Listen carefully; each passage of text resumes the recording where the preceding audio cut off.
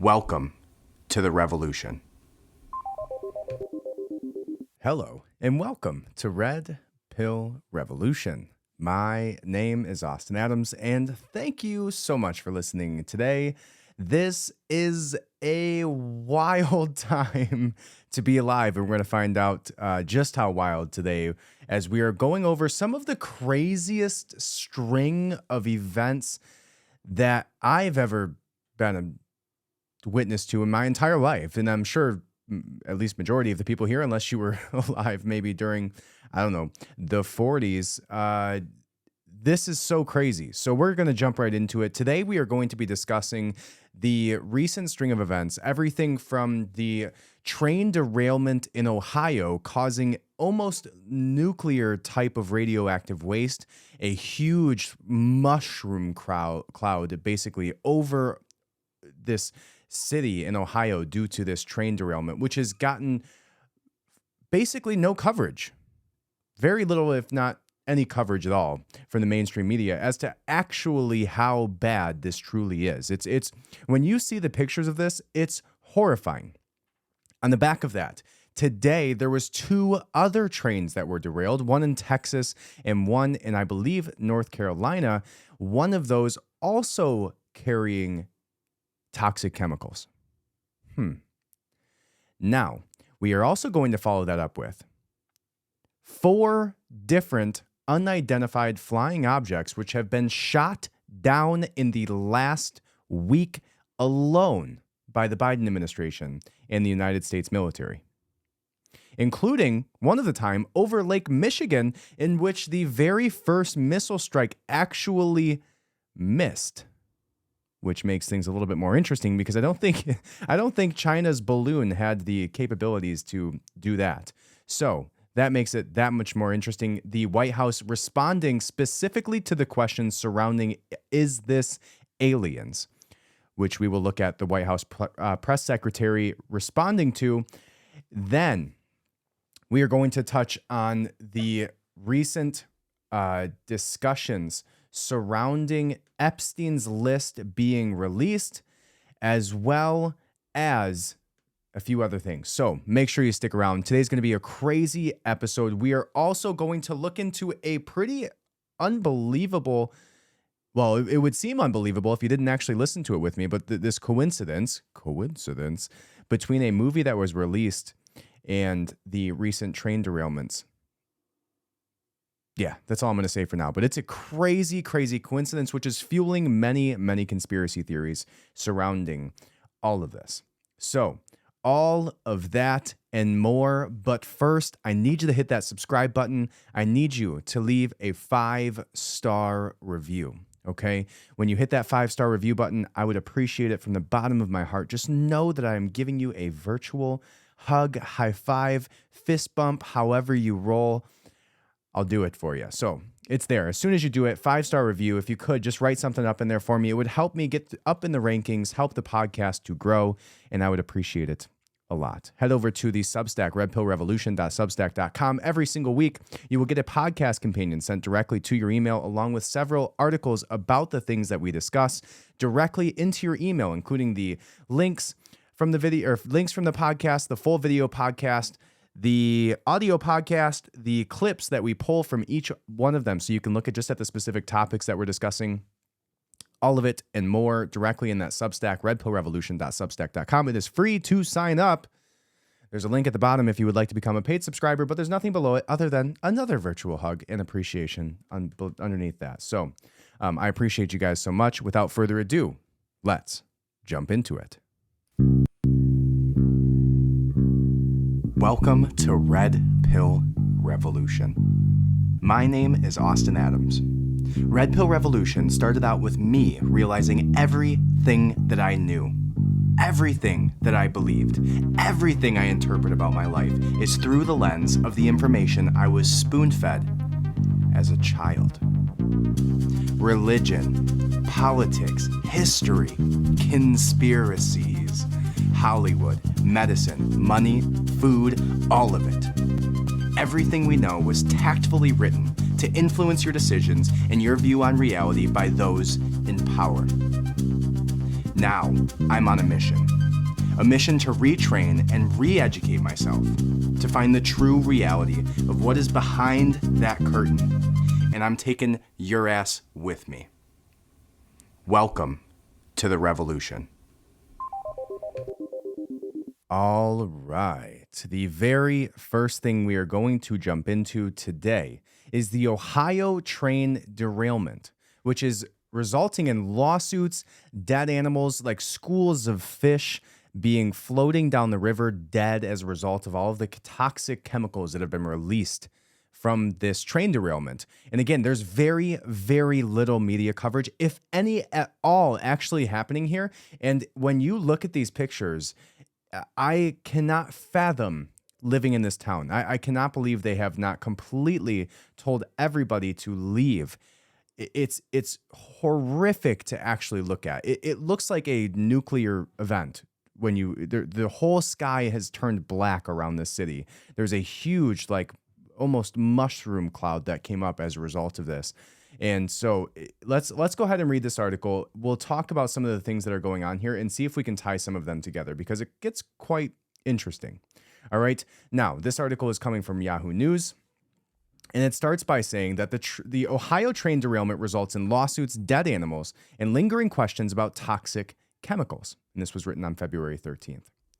All right. It says the fallout continues from the derailment of a train carrying toxic chemicals near the Ohio-Pennsylvania border earlier this month, as local residents file lawsuits and some cast doubt on official assurances about air and water quality. Now, as a side note, this Ohio River that this happened around basically gives 10% of the United States their drinking water. So an obvious concern for many, many people in the Midwest area. This says on February 3rd, 50 train cars operated by Norfolk's Southern derailed in East Palestine, Ohio, a town of about 5,000 people located 50 miles northwest of Pittsburgh. Now, keep that in mind as we go on in this episode, that there's only 5,000 people in this town. Only 5,000 people. It's not a very big town.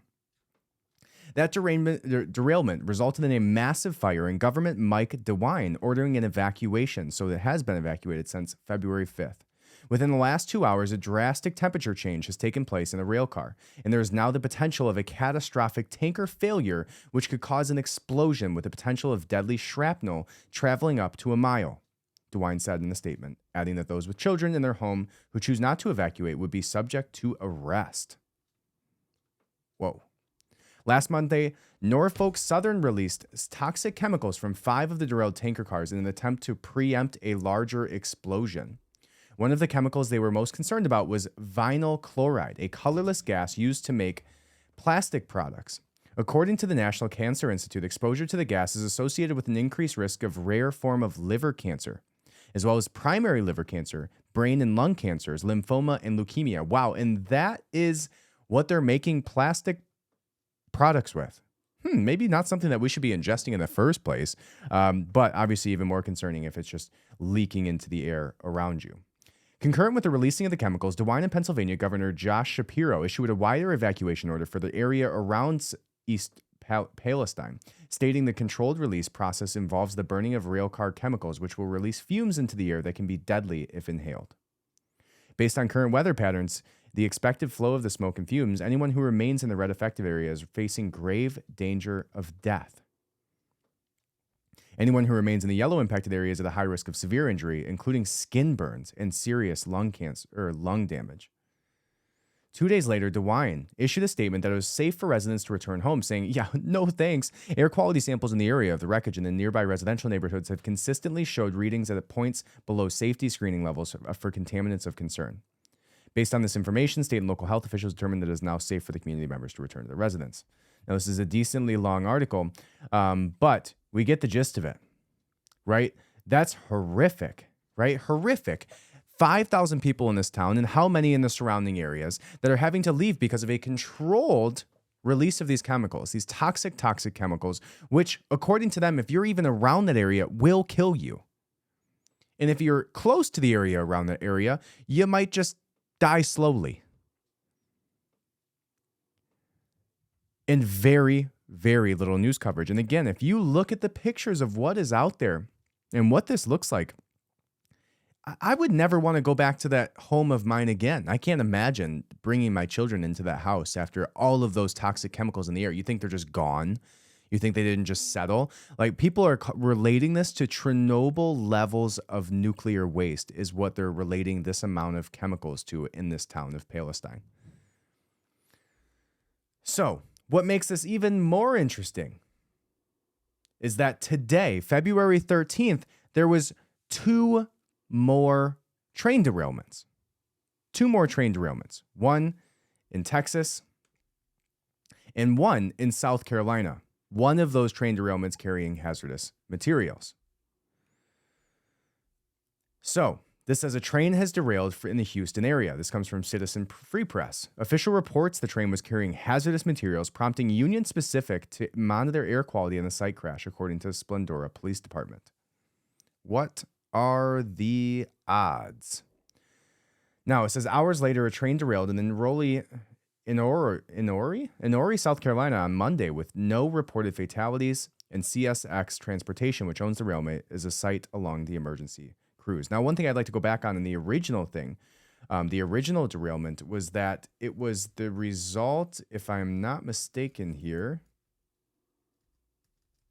maybe it was one of these other ones, but one of them was the result of a semi-truck. Okay, a semi-truck ran into one of them. Let me double check on that, but let me see here. If semi-truck, and let's go at Palestine, because I believe, and this comes into play in just a moment when we get into the actual specifics of why there's so many conspiracy theories surrounding this, and some weird, like not even weird, but unbelievably crazy coincidences, if you would like to call them that, which is sparking a lot of people to question whether this is, intentional or not when we have multiple things like this happening all at once. All right, now I'm not seeing specific. Okay, so here, this is it. It was from a different one. So one of the Houston and or South Carolina ones. So it says the crash with the 18-wheeler and Union Pacific train occurred shortly before 7:30 a.m. Monday along Interstate 69, US 59, near its intersection with Fostoria and Midline roads. So that was from a 18-wheeler semi-truck. All right, the one that was in Houston. Now, again, keep that in mind when we continue this conversation in just a minute. But before we do that, let's go ahead and read here. It says, meanwhile, Transportation Secretary Pete Buttigieg talked about equity in the construction industry on Monday and didn't offer any remarks at all about the recent train derailment in eastern Palestine. I don't know if it's Palestine or Palestine. I'm pretty sure it's Palestine. So the very, very silent on this from the White House. Very, very silent on this from our news media, mainstream media corporations. The only people that are really reporting on this are people who are on the ground, right? Now, there was some reporters who reported on this, and this is where it gets a little bit weird.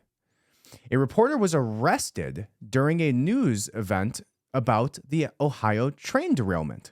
Arrested. And this says, a reporter was pushed to the ground, handcuffed, and arrested for trespassing while covering a news conference about the derailment of a train carrying toxic chemicals in Ohio. News Nation posted a video of correspondent Evan Lambert being arrested Wednesday in the gymnasium of an elementary school in East Palestine, where Governor Mike DeWine was giving an update about the incident. Lambert was held for about 5 hours before being released from jail.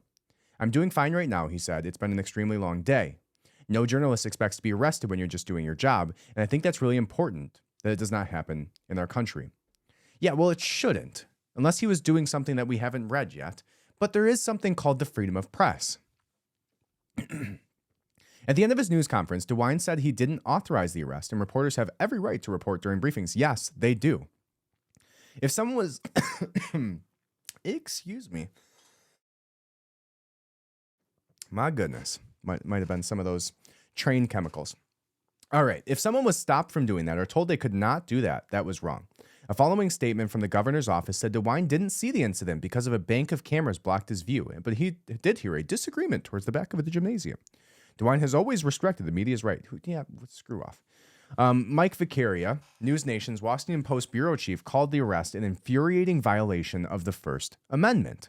The Washington, D.C. based Lambert could still face charges of disorderly conduct and criminal trespassing. News Nation said. The Columbiana County Sheriff's Office administration said the arrest was made by officers. A message seeking comment from the department was not immediately returned. Now, this goes on to explain what happened with the actual train derailment, which we've already read. It says the news conference started more than 2 hours late, and DeWine started speaking at the same instant Lambert had to do a live broadcast from the back of the gym. Swigert said police officers approached Lambert and asked him to stop talking. Lambert finished the live report, but was then asked to leave by authorities who tried to forcibly remove him from the event. From their standpoint, he did not obey orders. Gymnasiums are echoey and loud, and sound kind of carries, so I'm guessing that they just didn't like the fact that there was sound competing with the governor speaking, even though it was all the way at the other end of the room. The anchor handling the report said she heard the reporter saying, "The governor has just started speaking. I'm being told that I have to quit my report," before it was cut short. He was then taken outside and placed in the back of a sheriff's patrol car. Weird. So one of the only news networks from WKBN TV,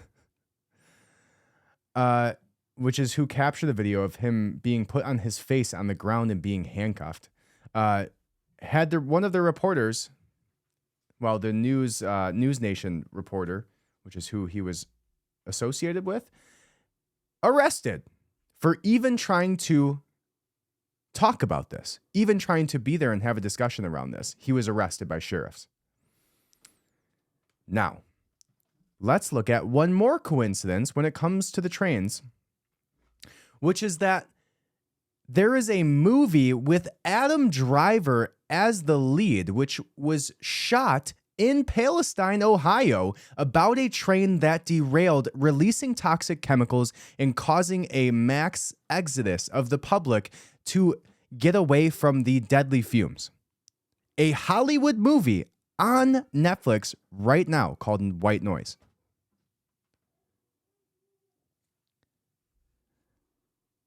What? Can you look me in the eye? Look me in the eye right now and tell me that's a coincidence, because I don't think you can do it. This says that social media users are pointing out the Netflix movie White Noise, starring actor Adam Driver, has eerie similarities to a catastrophic train derailment that took place earlier this month in Ohio. The movie, based in Ohio in the 1980s, depicts a college professor and his family forced to evacuate their homes after a nearby train derailment prompts an airborne radiological event. Parts of the movie, which debuted last August, were filmed near East Palestine, the site where 50 train cars derailed 10 days ago, spewing toxic chemicals, with citizens of the town incredibly appearing in the movie as extras. What? So here's a quote. It says, "Here's a movie they just made about a train derailing with toxins in Ohio, filmed in Ohio, where this just happened, and many of the extras were locals from East Palestine, Ohio, who in the film evacuated. Then months later, they had to do so in real life." Now, if that is not a part of this simulation's programming or a little glitch in the matrix, I don't know what is. And if it's not, it's all intentional, and there's much more sinister things going on. But I think the easier path of least resistance here is just assuming we're in the Matrix. It says the similarities between the movie and the actual event were so bizarre, even CNN published an article on the coincidence, interviewing a East Palestine resident who played a background actor. When Ben Ratner's family signed up in 2021, it said, to be extras in the movie White Noise, they thought it would be a fun distraction from their day-to-day life in the blue-collar East Palestine, Ohio. Ratner, 37, is in an intense traffic jam scene, sitting in a line of cars trying to evacuate after a freight train collided with a tanker truck, triggering an explosion that fills the air with dangerous toxins. Now, that's what I'm talking about, where one of these train derailments actually happened because there was a semi-truck that ran into it. And in this very movie, which was based in Ohio, using Palestine residents, the train was derailed by a semi-truck. Can you look me in the eye and tell me that that's a coincidence? I don't think you can.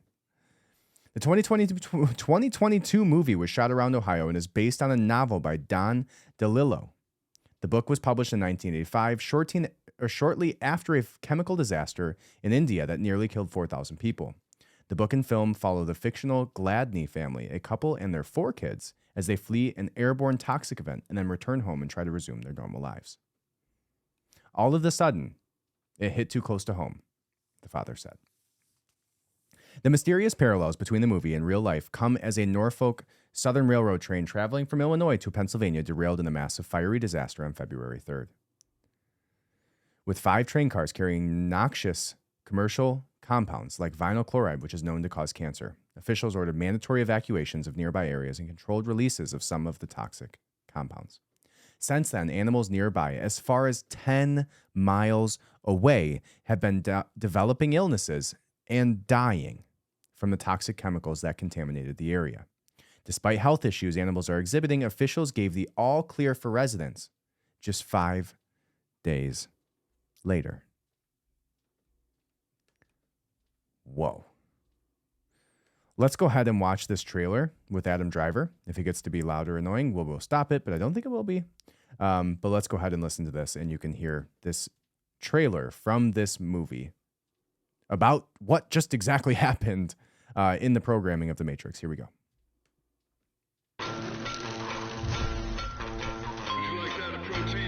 That stuff causes cancer in laboratory animals, in case you didn't know. Either I chew gum or I smoke. What are these children, yours? That's mine from wives 1 and 3. There's Babette's from husband 2. Wilder is ours.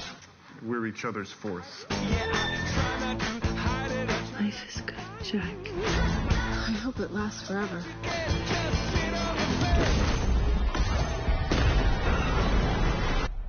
And that was a semi-truck just running into a train, and then it exploding. Let's watch a sitcom or something. No! They're calling it the airborne toxic event. It won't come this way. Will we have to leave our home? Of course not. How do you know? I just know. Okay, what if it's dangerous? Evacuate all places of residence.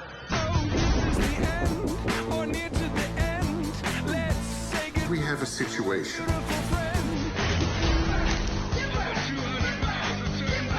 All we have to do is stay out of the way. They're passing us, Dad. Technically, that's illegal.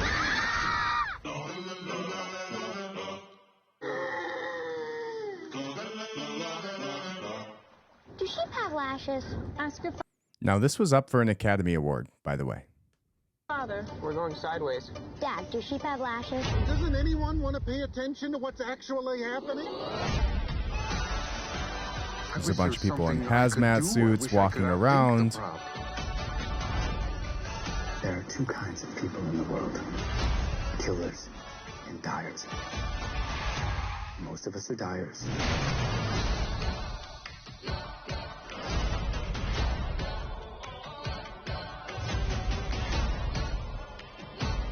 Right now we're safe. As long as the children are here, they need us. For some persistent sense of large-scale ruin, we keep inventing hope. Looks a little murdery towards the end. So, yeah, that's one of the craziest, if not the craziest, coincidence to happen that I've seen almost ever. There's no way. No way. How many cities are there in the United States of America?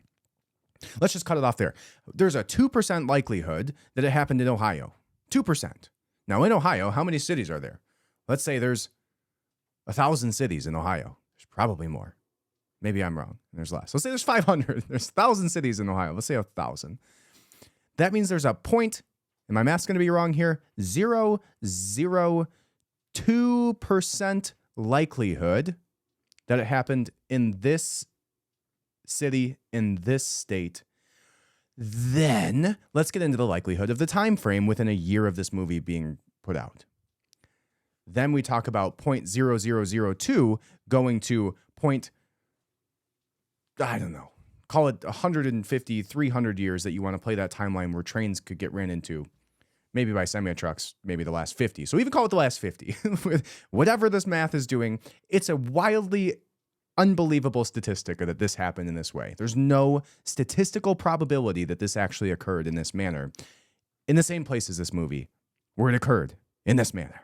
No way at all. Okay? Number one weird thing going on at this very moment. Okay? There's the first thing.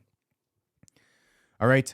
Now, the next thing that we're going to get into is the military and the Biden administration, the United States of America, has shot down 4 unidentified flying objects in just the last week. Now, one of those happens to be a silly-looking white balloon that was floating over, and we'll talk about why I think that's interesting in just a moment. But 3 of those other ones, including one that was shot down today over Lake Michigan, were not. They were cylindrical.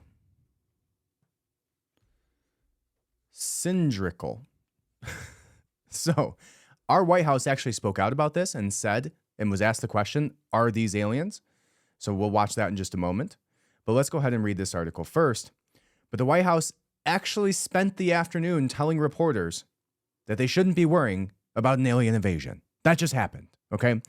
So, in a truly bizarre turn of events, Press Secretary Karine Jean-Pierre addressed the downing of 3 unidentified objects in the past 48 hours by U.S. jets using the phrase, "There is no indication of aliens or extraterrestrial activity with these recent takedowns." There's no indication, which means not yet anyways.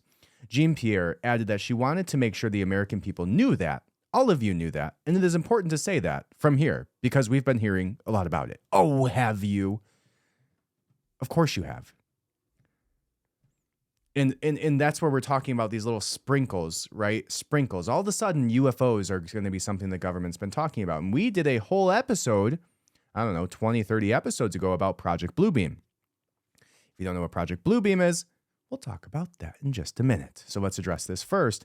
But that is what a lot of people seem to be thinking, is that there's a lot of things that have been released lately. In the last week and a half, 2 weeks, there's a lot of really big news that is going to be breaking upcoming.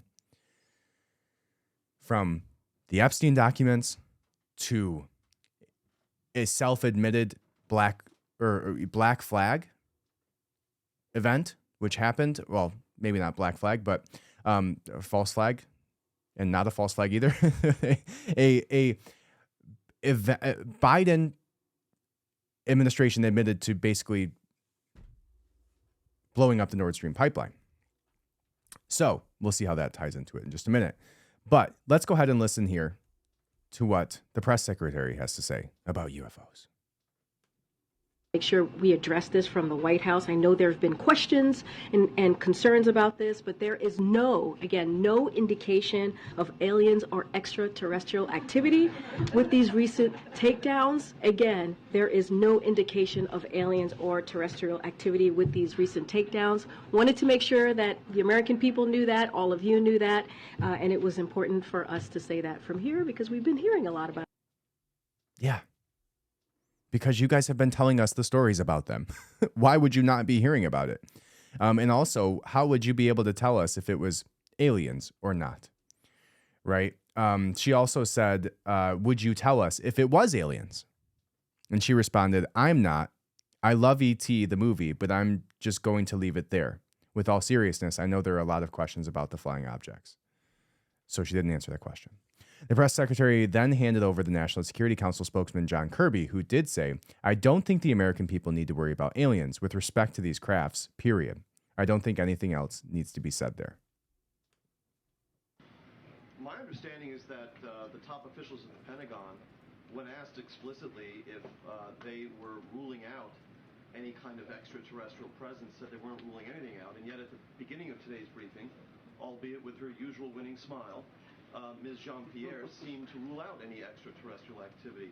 I don't think the American people need to worry about aliens with respect to these craft, period. I don't think there's any more that needs to be said there. What's important about the way that he phrased that is I don't think the American people need to worry about aliens. Not that these aren't aliens, not that these are not extraterrestrials, not that we know 100% that this is not the case.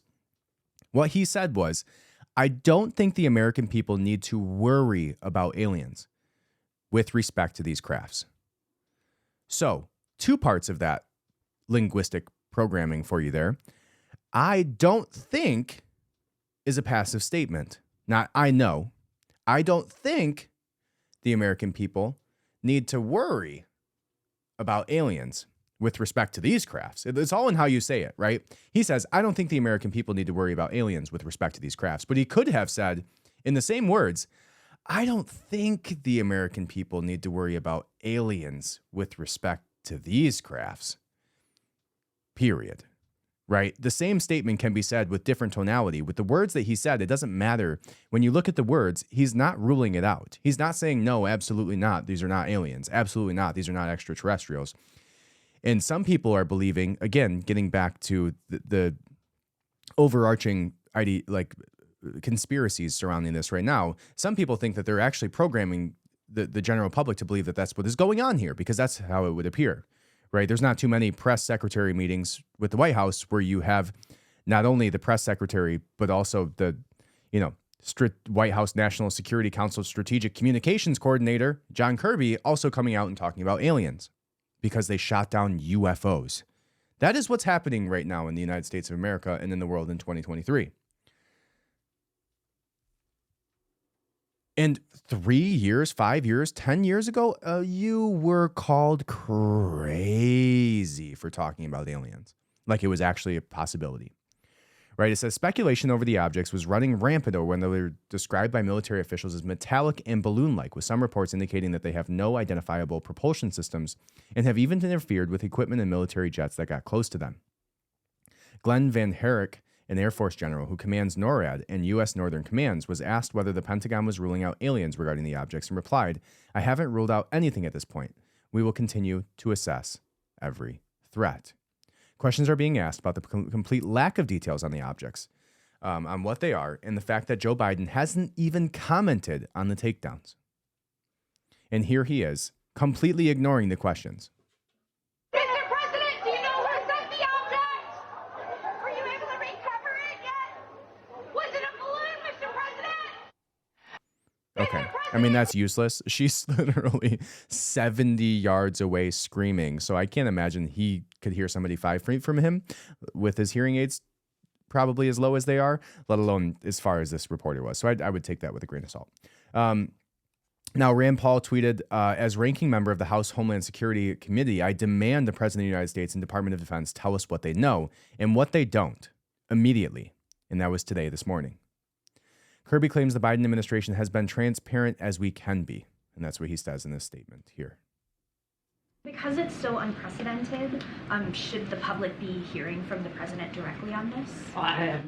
We have been, I think, as transparent as we can be. I won't speak for the president's personal speaking schedule, but I mean, he has been deeply engaged in every one of these decisions. He's been kept informed, including as of this morning, on what's going on with recovery efforts, and he's very much staying on top of the issue and directing his team to make sure we are properly consulting and briefing not just members of Congress but state leaders as well. And of course, we're also doing what we can in the public sphere. All right. Again, not saying anything about what's actually going on there. Okay. So time will tell, and maybe it won't, right? A lot of people are alluding. So let's look at both sides of this. Okay. Let's take the train derailment out of it. Let's take everything else around it. What I have an issue with here is that initially we were dealing with a Chinese spy balloon a week ago. This whole huge media presence around the spy balloon, this white blip, getting a missile thrown at it and falling down to the sea. For days we tracked this. It was this whole huge ordeal where it was all immediate. People were questioning why it came out about it being a Chinese spy balloon. How did we know it's a Chinese spy balloon? How do we know that? Okay, so that's something to me that you have to take into consideration with these other 3 objects that have now been shot down, which they said were not the same thing as we shot down before. This was not a Chinese spy balloon. The other three objects, the spy balloon was not metallic. It was not cylindrical, right? So what I think is weird is that they were putting out there the idea initially, before these types of weird shot down UFOs happened, they were putting the idea out there to program the general public into thinking that it was also going to be Chinese technology, right? They were putting the idea out there heavily for days, preempting us moving into this event where we had 3 UFOs get shot down that were metallic, evading missiles and causing disruptions in radio frequencies from our fighter jets that were scrambled towards it. Like F-22s. Like, that's not low technology for what we have. So that's one thing that I find to be weird about the whole thing. Just looking at it as a whole, I find it weird that we were being programmed to believe that there was a Chinese spy balloon, Chinese spy balloon, Chinese spy balloon, Chinese spy balloon. Now there's 3 other objects that have been shot down since, and nobody's talking about them in the same way that they were the Chinese spy balloon. Why are we not as interested in UFO potential extraterrestrial aircraft, which were shot down by F-22s, as we were about a floating balloon from the big bad Chinaman? Right? Why are we not as up in arms? Why is there not as much footage? Why is there not as many tweets going out there? Why is this being suppressed in a way that's different? Why is the president not speaking out about it? Because he was speaking out about the Chinese balloon within a day or two. I find that to be weird, right? Let's keep Epstein out of this. Let's keep the train derailments. Let's keep the fact that the Nord Stream pipeline was blown up by the United States against Russia and admitted to it. Let's keep out the idea of, everything else. I find that to be weird. Now, everything that I just mentioned also happened in the last week, right? So there's that. There was a pretty good tweet that was sent out by DC Drano, as always, which said something along the lines of this. He said, in the past week, we've had 3 major train derailments, including one with a chemical spill. 4 flying objects shot down by our military. Every major social media platform went down at the exact same time, and power went out in 2 congressional buildings. I have to ask, are we under attack? He said. What are the likelihoods that all of those things are happening simultaneously along the same time frame that we're finding out that the Biden administration blew up the Nord Stream pipeline? Basically starting at the very beginning of this war and putting us in a position to where the United States may have to defend itself against a world superpower because Biden, the big man himself, was trying to protect the investment assets of his son at Burisma.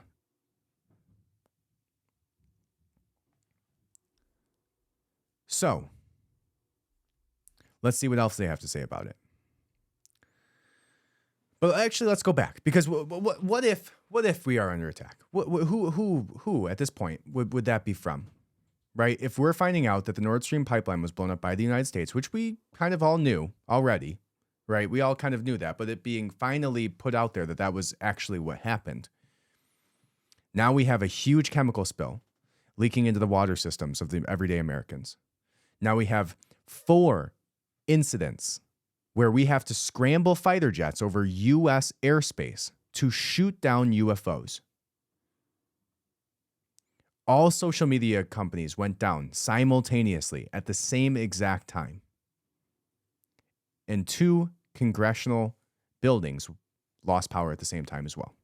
What are the odds of all of that? And here's the other thing that I'm seeing. I'm seeing prominent special forces guys like Mike Glover, like Tim Kennedy, sounding the alarm on all of these things that are happening, telling you to get ready. Okay, I'll read you what Mike Glover said here.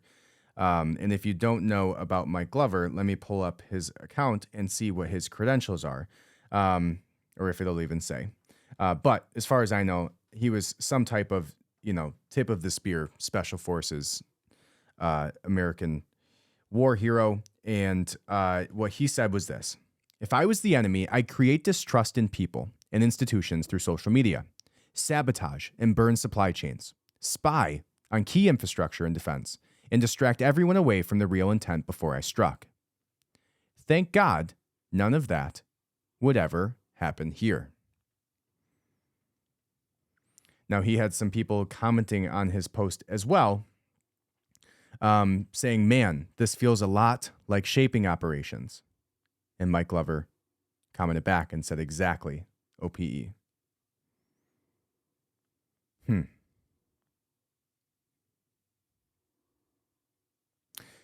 Somebody else said here, let's see if we have any other good comments. Yeah, that looked to be the best one. But let's see. What's a shaping operation? Let's get a little bit of context there for those of us who are uninformed. Let's get the definition of that in a military sense.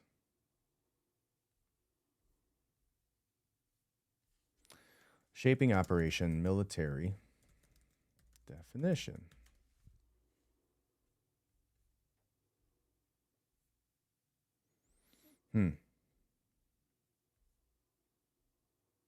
Shaping a 21st century defense strategy. Says advocates for adapting the joint surfaces. This is coming from the National Defense University Press. And it says shaping a 21st century defense strategy. Not exactly what we're looking for. Let's try. Let's see here. Maybe this will give us some context.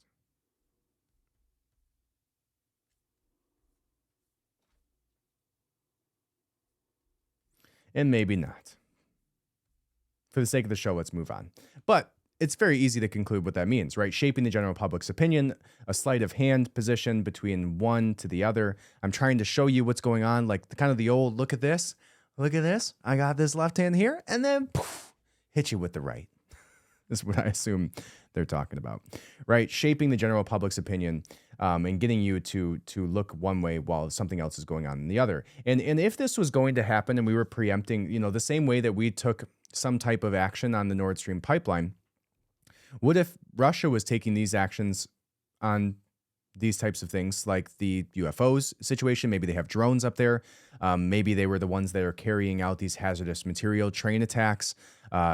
Maybe. I'm not saying that's the case, but it just seems like an awfully weird coincidence, especially when you have all of these ex-military guys seeming to pick up on the idea that this is some type of military operation, right? Lots and lots of them are talking about this. Okay. So let's move on.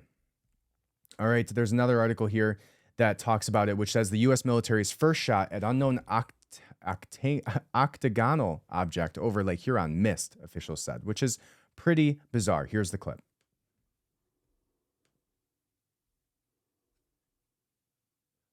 Let me get a couple other folks here. Mike, and then over.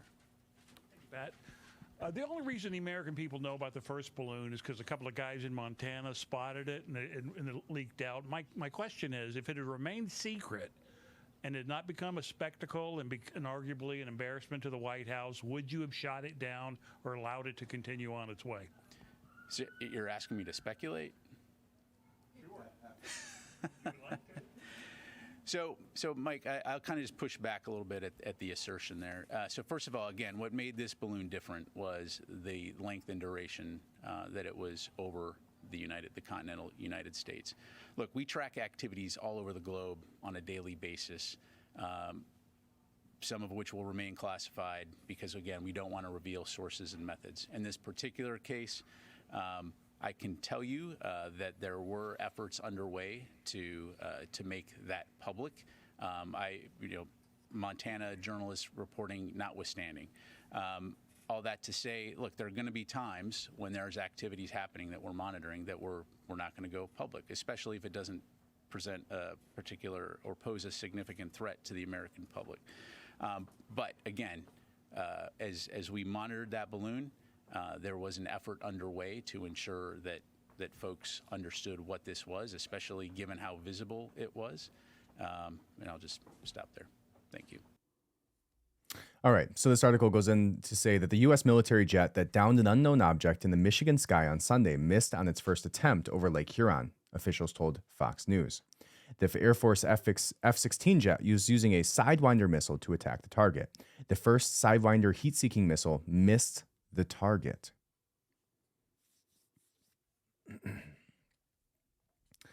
It goes on to say it wasn't clear whether the missile that missed ultimately landed. Where the missile that missed ultimately landed. The second missile took down the target. Each missile cost more than $400,000. Imagine being that. Like, first of all, imagine being a kicker that misses a kick during a football game. Now imagine being a fighter pilot that misses your mark with a $400,000 rocket missile. None of the debris from the object has been found in the lake, Defense Secretary Lloyd Austin said Monday. The Defense Department, or DoD, said President Biden just before 2:42 p.m. directed an F-16 to fire the missile to shoot down an airborne object flying at nearly 20,000 feet over Lake Huron. The downing of the fourth object was to be destroyed since February 4th when a Chinese spy craft was shot down over South Carolina. Now, this is an octagonal object, which is different from the cylindrical object, which is different than the Chinese spy balloon. Okay, so how would one miss a static balloon object? We are not talking about the same thing that we saw on Monday. And maybe, just maybe, they had intel that showed that these things were going to show up. Now, it also noted at the bottom of that news hearing that this was an unmanned aircraft, according to what they saw. But I'm sure they wouldn't tell us if it was manned. Now, the one that was shot down over Alaska was cylindrical and silverish gray. And now we have the article on that. It says the U.S. government has announced that it has successfully shot down an unidentified object over the Alaskan coast. Still a day later, officials have yet to identify its owner or purpose. The FBI and Coast Guard and Navy have efforts to recover the object are currently underway. Don't think there's anything a part of this article that is going to blow us away. All right. Now, this is coming up where the lawmakers are demanding Biden address the nation on these UFO incursions. So let's see what he has to say about that. Frustration on Capitol Hill is mounting after a string of aerial objects were shot down over the U.S. and Canadian airspace in the last few days, raising a long list of questions the lawmakers say President Biden should publicly address. The president owes the American people an explanation, direct and on camera, of what we know about these objects and what steps he's taking to protect American sovereign airspace. Marco Rubio, the vice chairman of the Intelligence Committee, also joined the calls from President Biden to address the nation. NORAD's been around for almost 65 years, he said, and the command in charge of patrolling U.S. and Canadian airspace. We've never shot anything down, and in 8 days, we've shot down 4 things. That's a pretty big deal. It doesn't happen every day. Rubio added in a tweet, Americans need to hear directly from this about their president today. We have been, and I think as transparent as we can be, said John Kirby. So basically, they're just calling him out to talk about this. Okay. Now, if this is something that is a national security threat, which he said they would have notified us about, which they didn't, only until people called them out on it, we have the right to know that, right? We have a right to know if this is something that we should be concerned about, if we should be seeking shelter, if we should be concerned about what's happening over the United States at this very moment and why we're having 3 separate aerial incidences going on. Because if this is not extraterrestrials, then what is it? Who's doing this? Is it Russia? Is it China? And if so, what are their intentions? Because we know the original balloon was Chinese. Well, maybe, right? We know that, right? But why are they doing this now? What is this escalation of tension, right? And more recently, the United States called on all citizens to leave Russia recently. Let's see if I can get a date on that. But to me, that's the most alarming thing here is if nothing crazy is going on here, this is an escalation of military tension between one world superpower and another superpower in the best case scenario. I mean, obviously not the best case scenario. The best case scenario is that some 16-year-old playing with drones that made them look like something nobody's ever seen before, and they're really mad now because they lost all their toys.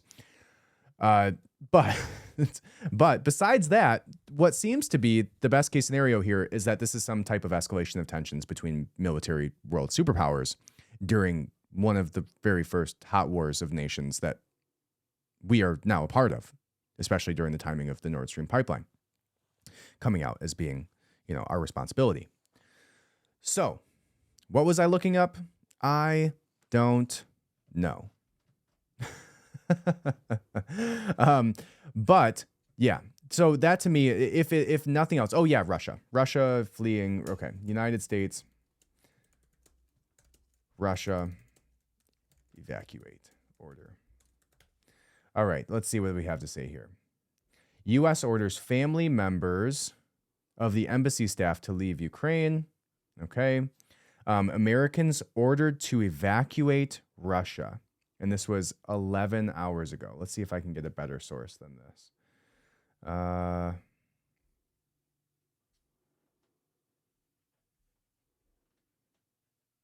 Let's see. News, and let's go past day. All right. Here's Reuters. United States tells citizens to leave Russia immediately. Now, this is during all of this escalation of tension. This is during the time where we're shooting down multiple UFOs. This is during the time where President Biden has been caught blowing up the Nord Stream pipeline, which caused a big portion of this upfront part of this war to escalate to where it did. And here's what the article says. United States tells citizens to leave Russia immediately. And this is on the 13th today. The United States has told its citizens to leave Russia immediately due to the war in Ukraine and the risk of arbitrary arrest or harassment by Russian law enforcement agencies. U.S. citizens residing or traveling in Russia should depart immediately, the U.S. Embassy in Moscow said. Do not travel to Russia, it said, and Russia security services have arrested U.S. citizens on spurious charges, singled out U.S. citizens in Russia for detention and harassment, denied them fair and transparent treatment, and convicted them in secret trials or without presenting credible evidence. Russian authorities arbitrarily enforce local laws against U.S. citizens, religious workers, and have opened questionable criminal investigations against U.S. citizens engaged in religious activity. Interesting. So, amidst all of this, we're recalling all U.S. citizens from Russia. So that is another piece of the puzzle here, right? If we're shooting down multiple military aircraft over our airspace, if one of them was China, and now we're calling for all U.S. citizens to come back from Russia, the likelihood that this is not an escalation of military tensions and this is not some sort of, internal human type of technology that we just don't have access to yet seems to be a higher probability at this point, unless Russia's working with the aliens, in which case that's an interesting plot twist.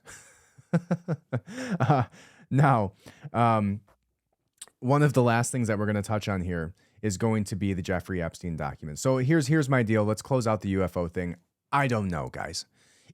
Those are my separate but conjoined theories that if it's a military escalation of tension, that's highly concerning, right? That means there's a high probability that we may be going to war very shortly. If these types of things have any correlation with each other between the attacks, on the Nord Stream pipeline being released as the fault of the United States, of these military aircraft or UFOs that have been shot down 3 times in U.S. airspace over the last week, of all of these things coming together at one time, the trains being derailed and causing massive explosions and releases of toxic chemicals, all of it seems pretty weird. Now, in the midst of all of this,